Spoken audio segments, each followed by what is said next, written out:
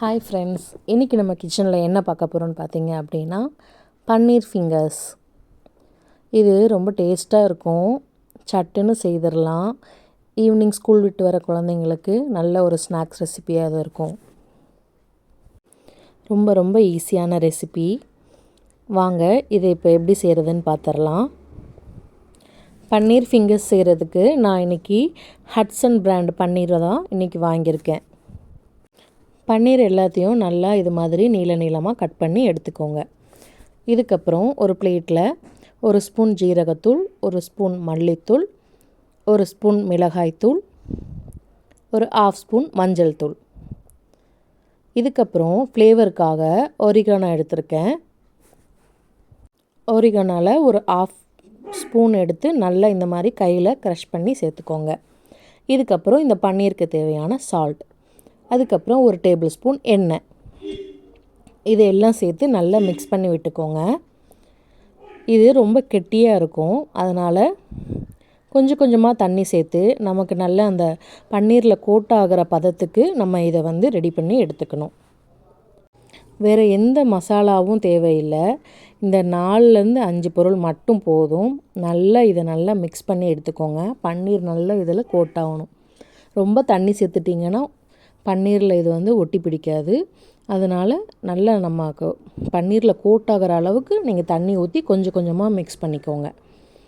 இப்போது எல்லா பன்னீரையும் இந்த மசாலாவோடு நல்லா கோட் ஆகிற மாதிரி சோக் பண்ணி வச்சுருங்க. ஒரு 15லேருந்து 20 நிமிஷம் அப்படியே விட்டுருங்க.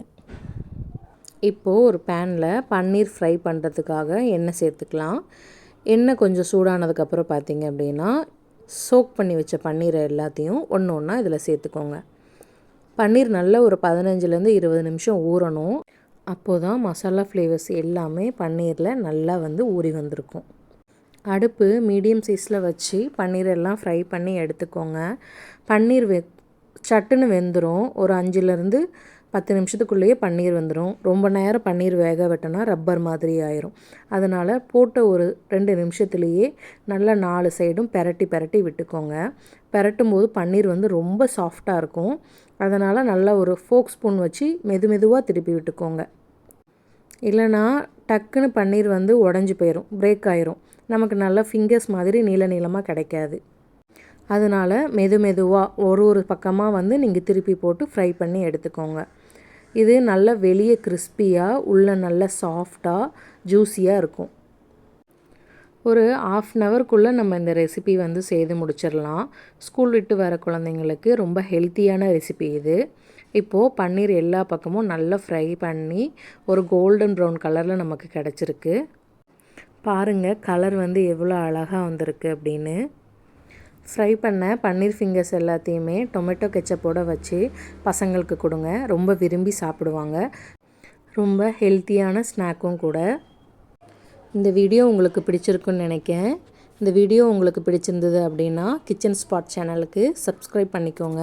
திரும்பவும் வேறு ஒரு நல்ல ரெசிபியோடு உங்களை மறுபடியும் சந்திக்கிறேன். வீடியோ பார்த்துட்டு உங்கள் கமெண்ட்ஸை மறக்காமல் எனக்கு சொல்லிடுங்க. தேங்க்ஸ் ஃபார் வாட்சிங்.